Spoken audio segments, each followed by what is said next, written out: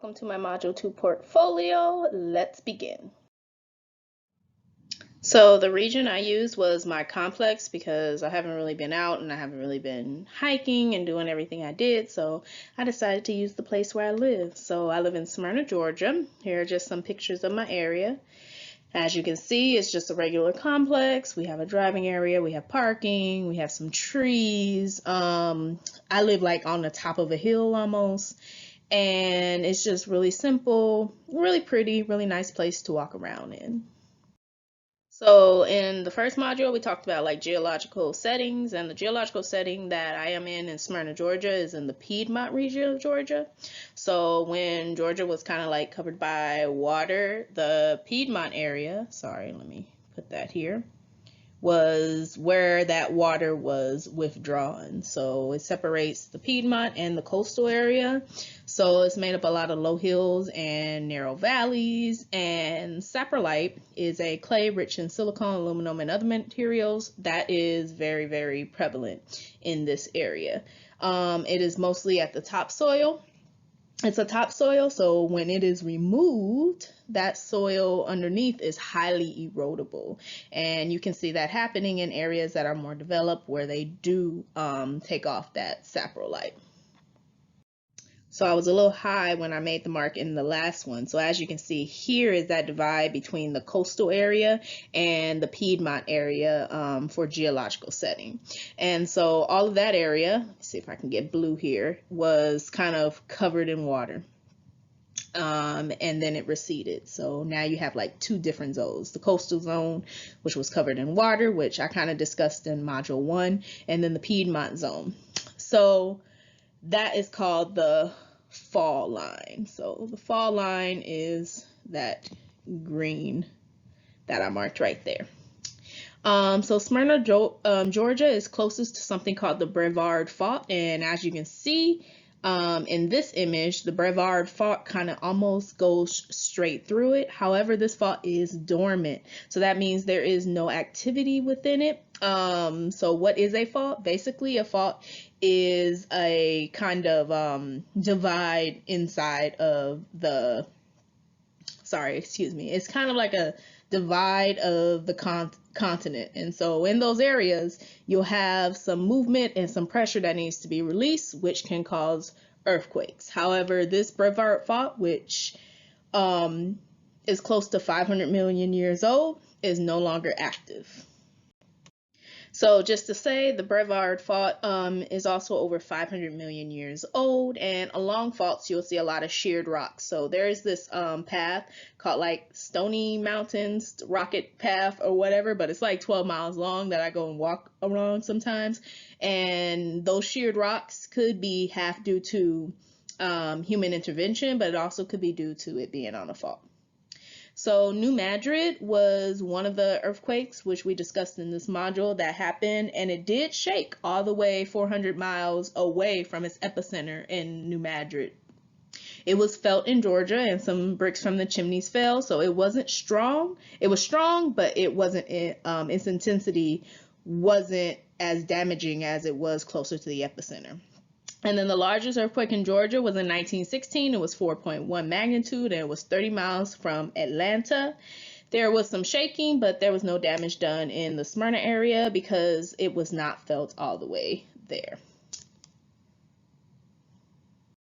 Some recent earthquakes that have occurred, you had one in June. So this was this was July. And that was near Tunnel Hill, Georgia. It was 84.8 miles away from Smyrna. Nothing was felt.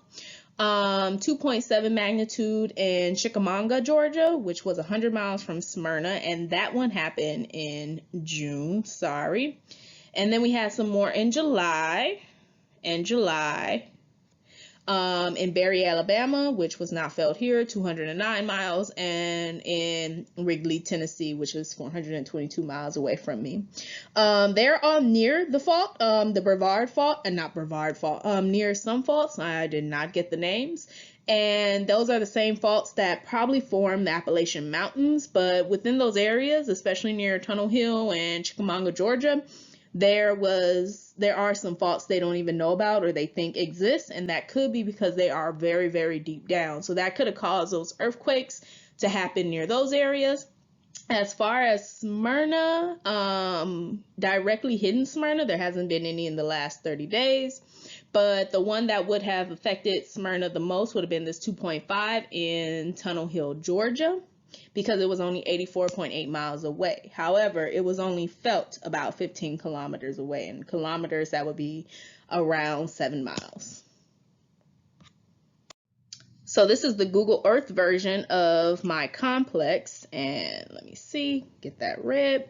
So as you can see, it's very, very big. Like this, my complex is huge. This is where the front is, and I'm probably somewhere over in this area. Now, as you can see, it's a very large complex, and it's densely, and it has a bunch of dense forestry near it. However, within the middle, you can see that we have a lot of asphalt. So where the topsoil was taken away, and now we have a new substance that was added. And as far as the buildings are pretty structurally sound. However, in the next ones, I'll tell you what are some damage that could happen if an earthquake of a larger magnitude were to occur. And so in this picture over here, I would be in this building. Here's the pool right there. And as you can see, the structures of the other buildings as well. So I took a picture of the back of my building, or where my building is, and my apartment's right there. It is 2 floors. So as you can see, I am at the top of the hill. There is an area right here in the back that has been untouched. So that means that there was no soil probably taken away or anything like that. And this is probably where you'd see that bedrock that comes up, because it is that soil that has not been untouched. It is mostly clay. Trees have been taken away from that area, but other than it being cleared for like grass cutting and stuff, that area has been untouched. But of course, the foundation that this is on might crack and crumble. I'm not sure what Georgia standards for earthquake buildings are, but I doubt that these buildings are on rollers. So if there was an earthquake, you might see significant damage to the structure and maybe even the breezeway where we walk in order to go from upstairs to downstairs. Over here, you will find that we already have some cracks in our asphalt, and basically we are on a hill. And if this were to shake and crumble, this asphalt would probably break apart and start sliding down that hill. It is very steep, which can cause some damage to structure and some cars and to other people. Hopefully no people. And then again, there is another hill down here where we see a lot of asphalt. These buildings up here, this little kind of fence thing that is keeping them at bay and that soil at bay could crush and crumble, which could lead to some landfall and some sliding. And here on this side, we just have a little area. When it rains, that stream does fill up with water, which could cause some liquefaction inside of that area, which could also lead to maybe mudslides or something that might a lot of the trees coming down, especially again if a water main break were to happen. And then it's also like right next door to this area where you can see some complexes on like a little hill that could fall down because those structures are not that sound. We don't have too many trees there holding that structure from eroding. And close to me is the Cumberland Mall, which could experience some damage. And we also have the Battery at Atlanta and the Braves Stadium. So these are very important structures, or very popular structures in Atlanta that are close by. If an earthquake were to hit Smyrna, Georgia, those would probably be some of the areas hit with some of that damage. And of course, there's more apartment homes nearby. There's one right next door, convenience stores and plazas and office spaces. So this is my presentation for Module 2. I hope you enjoyed. If you have any questions, you can ask. Thank you.